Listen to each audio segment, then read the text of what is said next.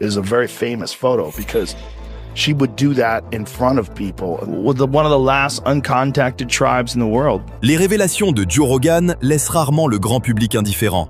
Et cette fois encore, il attire l'attention sur une tribu qui semble défier les lois mêmes de la survie humaine depuis des siècles.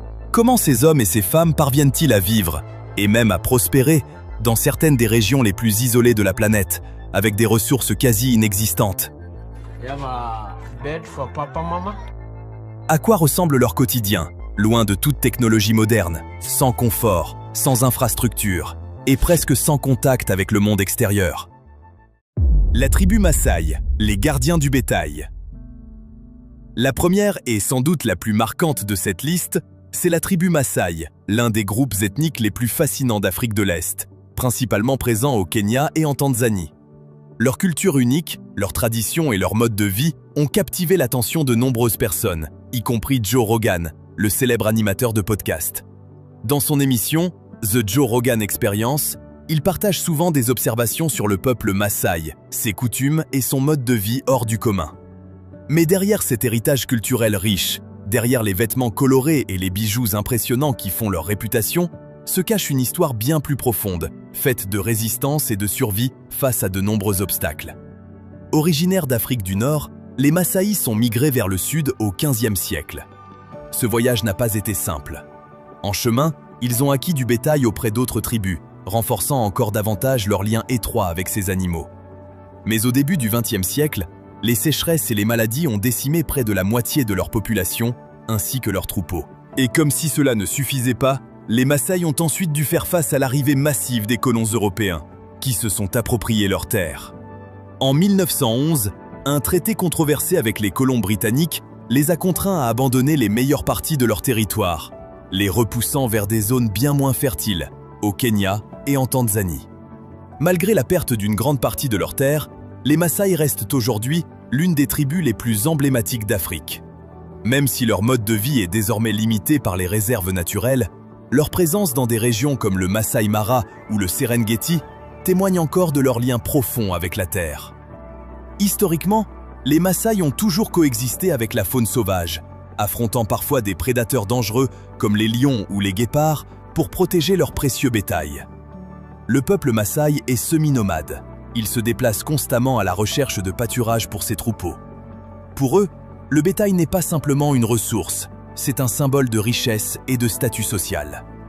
Plus un Maasai possède de vaches, plus il est respecté au sein de sa communauté. Les bovins occupent aussi une place centrale dans leur tradition. Ils servent de monnaie d'échange, notamment lors des mariages, dans le cadre de la dot. Dans leur culture, les épouses sont obtenues en échange de vaches, et ces échanges renforcent les liens entre les familles. L'alimentation des Maasai est elle aussi intimement liée à leur bétail. Ils consomment principalement du lait, du sang et de la viande, ce qui contribue à leur impressionnante condition physique. D'ailleurs, les Maasai comptent parmi les populations les plus grandes et les plus robustes d'Afrique, un trait souvent attribué à leur alimentation riche en calcium. L'une des pratiques les plus emblématiques des Maasai est leur danse de saut, appelée Adamu. Ce n'est pas simplement un spectacle, c'est un véritable rite de passage pour les jeunes hommes Maasai. Lors de la cérémonie appelée Eunoto, les garçons qui deviennent guerriers doivent exécuter l'Adamu. Plus un jeune homme saute haut, plus il est considéré comme attirant et respecté.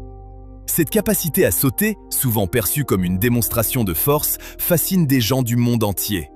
Les touristes qui visitent la Tanzanie et le Kenya sont souvent invités à observer, voire à essayer l'Adamu, mais beaucoup se rendent vite compte à quel point il est difficile de sauter aussi haut que les Maasai. Joe Rogan s'est souvent émerveillé de leur capacité physique, en particulier de leur aptitude à bondir à près de 90 cm du sol sans utiliser les bras pour prendre de l'élan. Ce qui rend cela encore plus impressionnant, c'est qu'ils y parviennent sans aucun équipement moderne ni entraînement spécifique. Des scientifiques ont étudié les Maasai, mais il subsiste quelque chose de presque mystérieux dans cette facilité à sauter avec autant d'aisance. Rogan explique souvent que les Maasai semblent puiser dans quelque chose de très ancien, une connexion profonde entre leur force physique et leur mode de vie. Pour les Maasai, sauter n'est pas seulement un geste physique, c'est un acte chargé de sens culturel et social. Cela symbolise la force, la maturité et la capacité à affronter les défis de la vie de guerrier. Même si certaines de leurs traditions peuvent sembler discutables ou dépassées aux yeux du monde moderne, les Maasai continuent de les perpétuer avec fierté. Leur culture remarquable et leurs aptitudes physiques leur ont valu une reconnaissance mondiale. Mais ils ne sont pas la seule tribu d'Afrique à posséder un mode de vie unique et impressionnant. Les secrets de la tribu Hadza. Alors que les Maasai sont connus pour leur lien étroit avec le bétail et leur force en tant que guerriers, la tribu que nous allons découvrir maintenant offre un contraste saisissant avec son mode de vie basé sur la chasse et la cueillette. Installée dans la même région d'Afrique de l'Est, cette tribu singulière nous plonge dans une façon de vivre ancestrale, très différente, mais tout aussi fascinante. La tribu Hadza, l'une des dernières sociétés de chasseurs-cueilleurs, vit dans les savanes de Tanzanie depuis des milliers d'années. Leur survie repose sur une relation profonde avec la nature et sur des savoir-faire anciens transmis de génération en génération. Les Hadza vivent de la cueillette, de la recherche de nourriture et de la chasse, en harmonie avec la terre et ses ressources. Leur connaissance des plantes et des animaux est exceptionnelle, ce qui leur permet de s'adapter rapidement à leur environnement. Au cœur de leur mode de vie se trouve l'activité de chasse, où les hommes utilisent des arcs et des flèches traditionnelles. Ils partent souvent à l'aube, le regard attentif, à l'affût du moindre mouvement. La tension monte au fil de la progression, tandis qu'ils avancent avec patience et stratégie pour assurer la nourriture du groupe. Ce rituel ne sert pas uniquement à se nourrir, il joue aussi un rôle culturel fondamental, renforçant les liens au sein de la communauté et développant leur capacité d'adaptation. Mais aujourd'hui, la pression du monde moderne se fait de plus en plus sentir. À mesure que l'agriculture gagne du terrain, le mode de vie des Hadza se retrouve confronté à des menaces sans précédent. Le savoir-faire de la tribu s'étend aussi à la récolte du miel, une ressource particulièrement précieuse. Les femmes grimpent au sommet d'arbres très hauts pour atteindre les ruches, une tâche à la fois dangereuse et chargée d'adrénaline. L'odeur du succès flotte dans l'air, mais la menace des abeilles agressives est bien réelle. La montée d'adrénaline est palpable lorsqu'elles relèvent ce défi, démontrant un courage impressionnant. Mais le miel n'est pas seulement une gourmandise, c'est une source d'énergie essentielle qui soutient leur mode de vie très actif. Lorsque le soleil se couche sur les plaines, la tribu se rassemble autour du feu, partageant histoire et rire. Ces moments de vie collective renforcent leur unité, mais des signes de changement viennent troubler cette tranquillité. Les influences modernes menacent leur tradition et déclenchent une lutte pour préserver leur identité. La tension entre la protection de leur héritage et l'adaptation à de nouvelles réalités devient de plus en plus forte, plaçant les Hadza à un véritable carrefour. Le combat des Hadza pour leur identité. À mesure que le monde extérieur empiète sur leur terre sacrée, la tribu Hadza se retrouve au bord d'une profonde transformation. En seulement 50 ans, les installations modernes et les pratiques agricoles leur ont fait perdre entre 75 et 90% de leur territoire ancestral. L'urgence de leur situation grandit chaque jour, créant une tension constante alors qu'ils tentent de préserver leur identité dans un environnement de plus en plus difficile. Malgré leur grande capacité de résistance, les défis auxquels ils font face sont immenses. Les Hadza n'élèvent pas d'animaux domestiques et ne cultivent ni ne stockent de nourriture, ce qui les rend particulièrement vulnérables aux pressions extérieures. Leur mode de vie traditionnel, fondé sur des savoir-faire comme la fabrication d'arcs et de flèches à partir de matériaux simples, est fragilisé par l'expansion de l'agriculture et la notion de propriété des terres. Une question demeure: peuvent-ils s'adapter sans renoncer à leur culture? Leurs méthodes ancestrales de survie risquent-elles de disparaître peu à peu? L'un des aspects les plus étonnants des Hadza réside dans leur relation unique avec la nature. Ils ne se contentent pas de chasser pour se nourrir, ils possèdent aussi une capacité presque inexplicable à localiser le miel.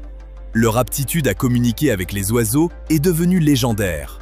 Ils font souvent appel à ces alliés zélés pour les guider vers des ruches cachées. Cette connexion extraordinaire illustre le contraste entre la vision moderne de la nature comme une ressource à exploiter et le profond respect que les Hadza lui portent. Leur force physique et leur excellente condition viennent directement d'un mode de vie rempli d'efforts constants. Dès leur plus jeune âge, les enfants Hadza développent des corps robustes, façonnés par l'activité, ce qui leur permet de faire face aux défis les plus exigeants de la vie sauvage. Cette constitution, forgée par des années de chasse et de cueillette, intrigue et suscite de nombreuses questions au sein de la communauté scientifique. comment restent-ils en aussi bonne santé sans alimentation moderne ni salle de sport? Tandis que les scientifiques s'interrogent sur la présence de microbes spécifiques dans leur système digestif, capables de les aider à assimiler des aliments crus, le mystère s'épaissit, renforçant cette tension entre traditions ancestrales et zones encore inconnues. Mais à mesure que les Hadza ouvrent leur monde à des visiteurs curieux, les équilibres changent. Le tourisme peut offrir des sources de revenus, mais il comporte aussi le risque de transformer leur culture en simple attraction. L'enthousiasme des étrangers assistant à leur rituel de récolte du miel soulève des questions éthiques sur l'authenticité et l'exploitation. Les Hadza peuvent-ils préserver leur dignité tout en affrontant les complexités de la vie moderne? Le combat de la tribu Hadza est un récit puissant de survie face à l'adversité. Chaque jour, ils se rapprochent un peu plus de la possible disparition de leur mode de vie, mais leur détermination farouche continue de nourrir l'espoir.